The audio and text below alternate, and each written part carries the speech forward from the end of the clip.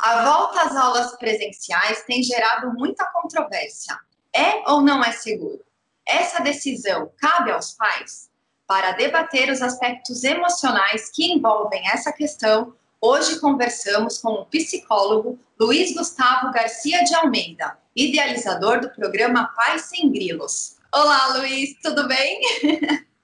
Olá, Vivian, obrigado pelo convite, obrigado ao CPP pelo convite. Olá a todos que estão nos assistindo. Vamos conversar, sim, sobre essa questão tão delicada.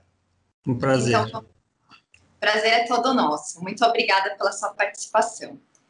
Então, Luiz, no estado de São Paulo, se nada mudar, no dia 7 de outubro, voltam as aulas presenciais. A decisão, porém, caberá aos pais. E os pais estão aflitos, né? Como lidar com essa situação tão delicada neste momento?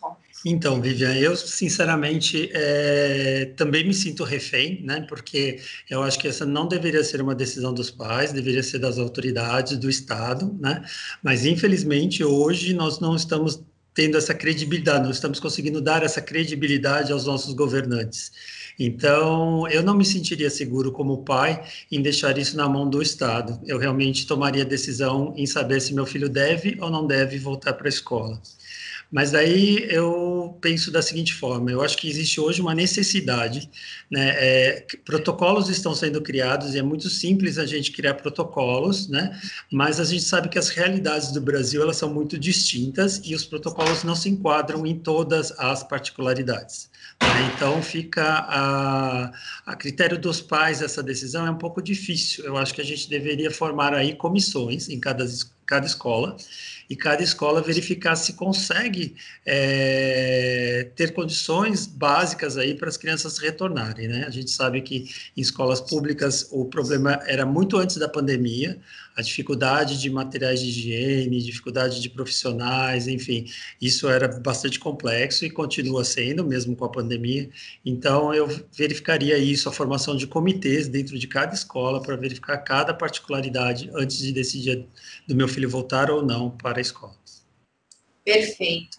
Inclusive, né, uma outra causa aí na questão da pandemia é que, segundo pesquisa da Datafolha, 75% dos estudantes das escolas estaduais de São Paulo declararam que estão tristes, ansiosos ou até irritados, né, por essa situação de isolamento. Esses dados te surpreendem? Na verdade, não, né, Vivian? Porque a gente já vinha num crescimento muito grande em relação à depressão infantil, à depressão de adolescentes, né? Esse é um processo que a depressão, ela aparece, 50% da depressão, ela aparece antes dos 18 anos.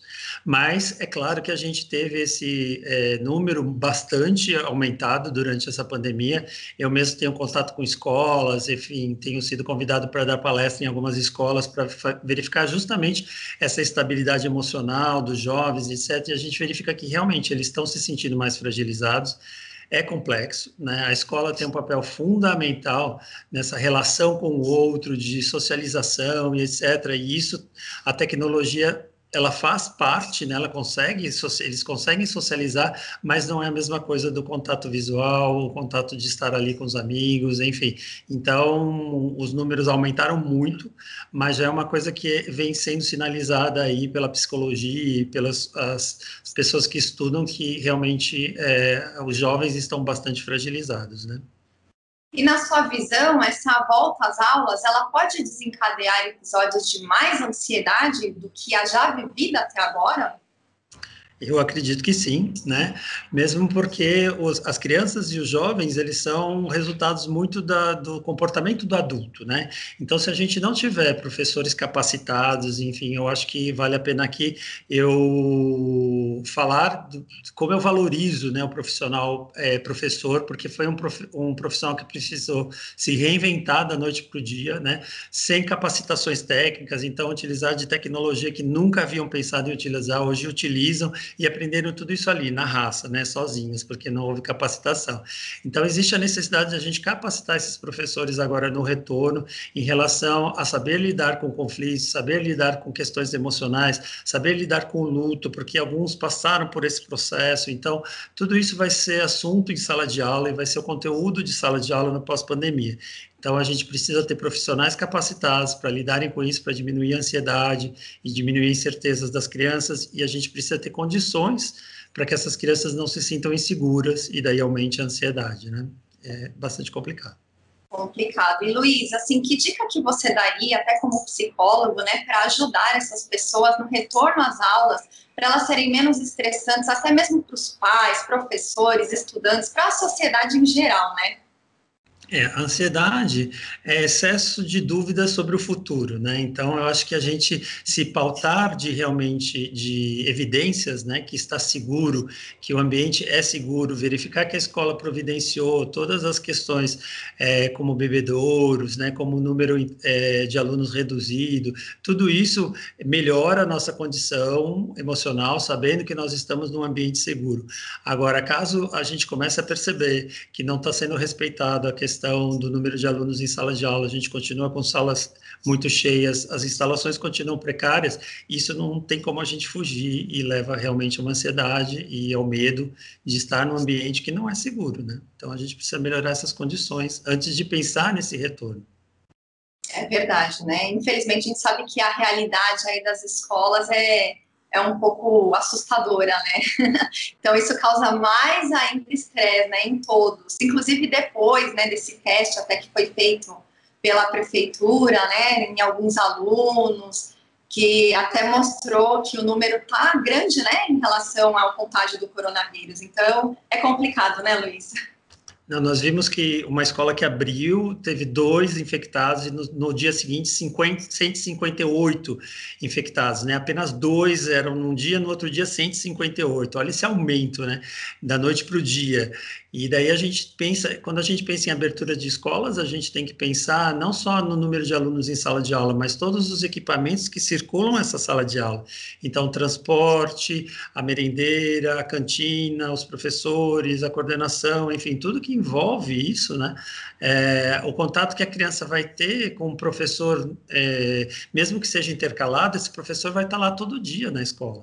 Então, ele vai estar tendo contato com todas as crianças. Então, como resolver isso, né? Como é que a gente intercalar? Ok, mas o professor é o mesmo, né? Ou escolas vão ter que ter aumento de professores. Aí nós temos a questão de quem volta faz a presencial, mas quem não quiser voltar também tem esse direito de não voltar nesse momento.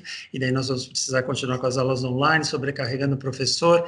E daí como é que esse professor vai ficar emocionalmente estável?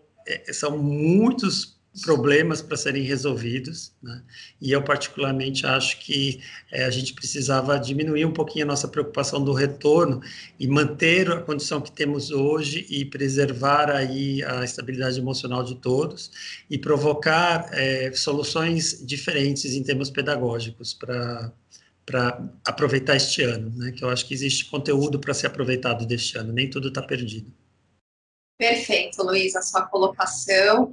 Eu agradeço muito a sua participação, viu? Espero que nós tenhamos ajudado aí, né, as pessoas neste momento. E muito obrigada pela sua entrevista. Eu que agradeço, espero realmente ter contribuído. Queria falar para as pessoas que, se tiverem interesse em conhecer um pouquinho mais do meu trabalho, meu Instagram é @Luiz com Z, Gustavo Psico. Fiquem à vontade para adicionar e eu fico à disposição de todos vocês aí no que eu puder ajudar. Muito obrigado pelo convite. Obrigada, Luiz. E o programa de hoje fica por aqui. Até a próxima edição.